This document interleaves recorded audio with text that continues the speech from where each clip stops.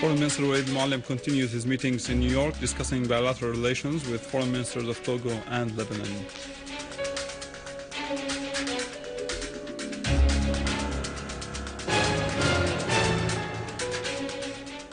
And al-Muallim discusses with al-Ibrahimi ways and means of supporting his mission in Syria.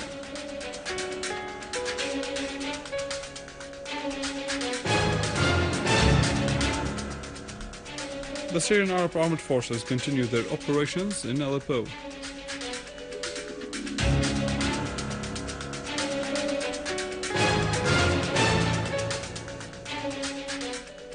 Gangs of Al Saud and Al Khalifa continue their repressive campaigns in Al Bahrain and Al Qatif.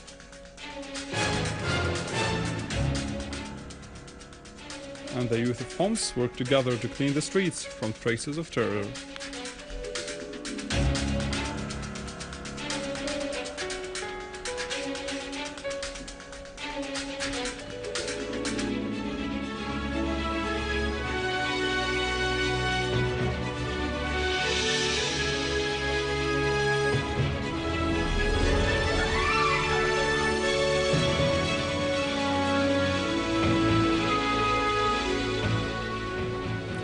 Good afternoon.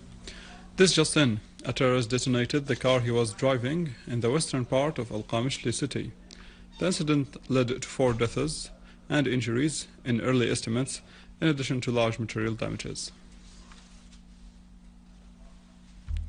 Foreign and Expatriates Minister Walid al-Muallim met in New York with Foreign Minister of Togo Elliot Ohaini, whose country occupies the non-permanent seat at the UN Security Council.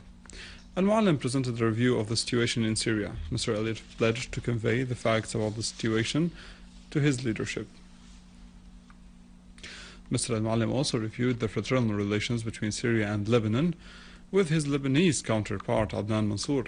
The 2 ministers also reviewed the latest developments on the Arab and international arenas, especially the UN envoy Al-Akhdar al-Ibrahimi's mission.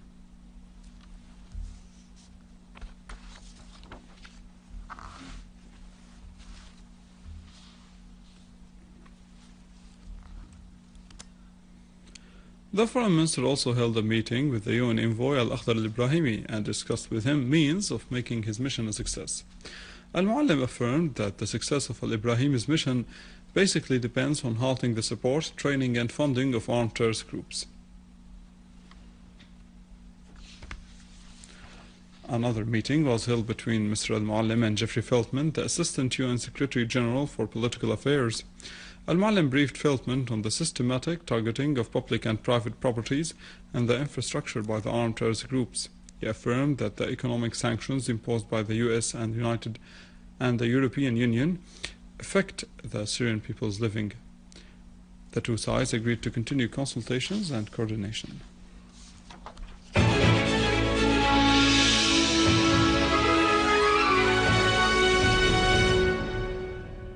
In Homs, a terrorist group committed a massacre against the people of Al-Haydariya in Al-Aqsir countryside. They killed 17 people and kidnapped an unknown number of victims. The terrorists attacked the village at dawn today, firing mortar shells and machine guns. They also carried out acts of looting in the village. The Syrian Arab Armed Forces continue their operations in Aleppo and its countryside against terrorist groups, inflicting heavy casualties among them. A unit of our armed forces killed a number of terrorists near the Sport Institute and destroyed a vehicle carrying 6 machine guns in Bustan al-Basha. Another unit killed many terrorists near Al-Zarzur Hospital in the Sukkari area, while another unit inflicted heavy casualties among terrorists near a mosque of Al-Hamza and Jamal in Kallasa. In Sheikh Suleiman area in the Aleppo countryside, a number of terrorists were killed and wounded when our armed forces chased them. Another unit of our armed forces attacked a group of terrorists in Darat Azza in Aleppo countryside, destroying 2 vehicles carrying machine guns.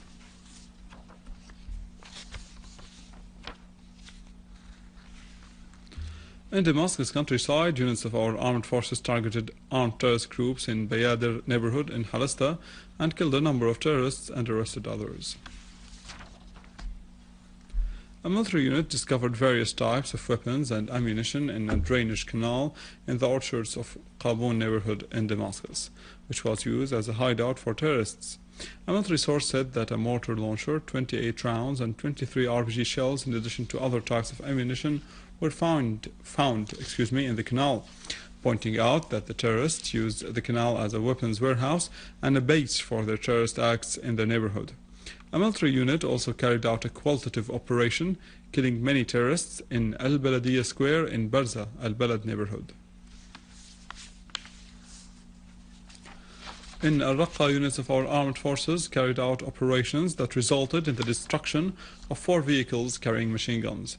They also killed a number of terrorists in Tel Abyad and its countryside. Security forces inflicted heavy losses upon terrorists in Al-Mzarib town and its neighboring regions in Daraa countryside.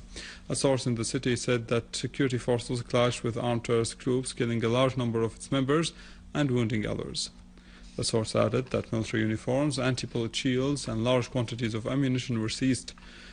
Terrorist Khalid Muhammad al-Ghanim, Yusuf Hussein al-Qudsi, Muhammad Awad al-Bardan, Muhammad Khalil al-Hashish, and Wael Isa al-Zubani and Muhammad Ahmad al-Zubani were identified among the dead. In Daraa also, one of the most dangerous terrorist group's leaders was killed in a dispute that erupted among members of his group regarding distribution of looted goods and the money they received from abroad.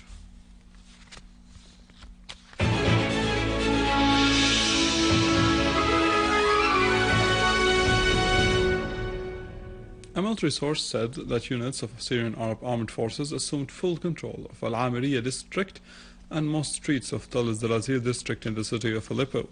Moving stories about the crimes of the terrorist groups start to come out as citizens there recount the terror they endured. Syrian TV toured the area of Al-Amiriya, which is cleared from the terrorists. The entrance of Al-Amiriya is calm, the Mosque of Al-Muhammad, and all the area is under full control of the Syrian Arab Army.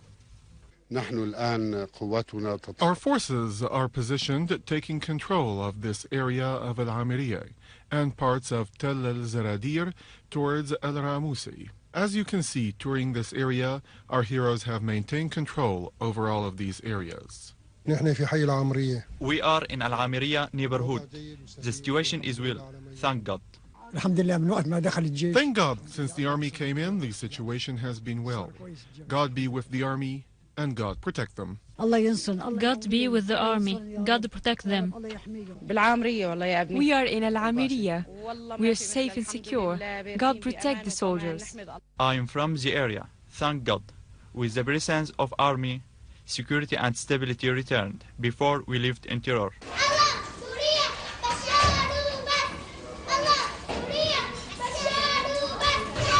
The footage showed that Al-Amiriya is under control of the Syrian Arab Army, which is moving to Tel al-Zarazir to clear it from the terrorists.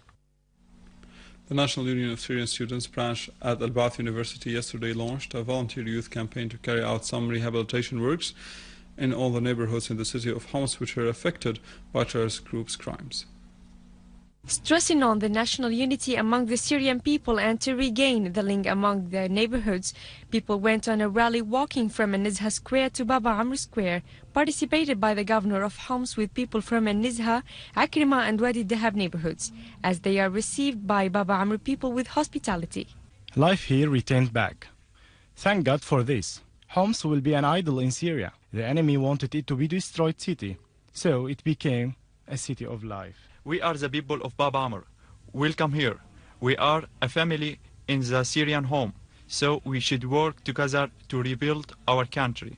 We came from Al-Nazha, Wadi Dahab, Karm al-Lawz and Karm al-Zaytun to our families in Baba Amr.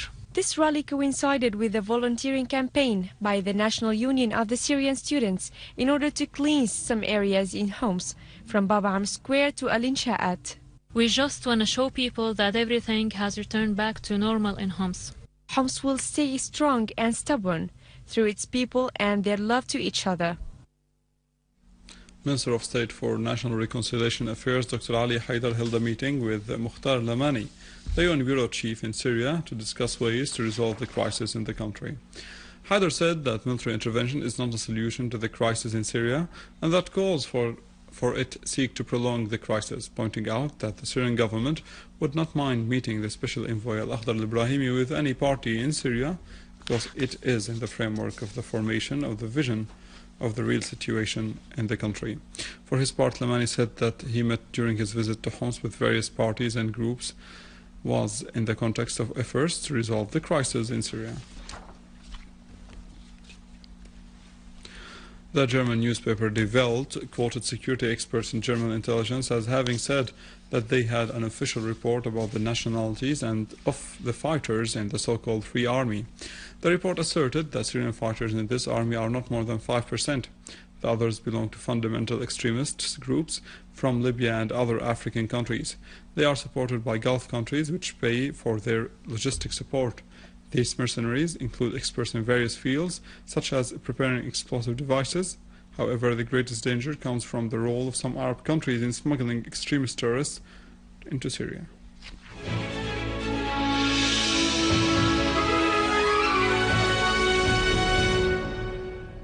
Security forces in Bahrain continue their repressive measures against demonstrators calling for reform and social justice. The forces of Al Khalifa have used live bullets and sound bombs to disperse angry demonstrators in a funeral of a young man killed 2 days ago. The demonstrators called for the resignation of Prime Minister Khalifa bin Salman Al Khalifa and for real reforms in the regime. They also denounced the monopoly of authority by the family of Al Khalifa. The ruling family continued to violate the rights of citizens and to receive direct support from the Saudi forces of occupation. Russian army announced its determination to obtain military equipment, including 3 United launching pads by 2015. The general commander of the land forces, General Vladimir Churkin, said obtaining heavy, medium and light equipment will take place in addition to the development of models to improve the protection of crews of military vehicles of various kinds.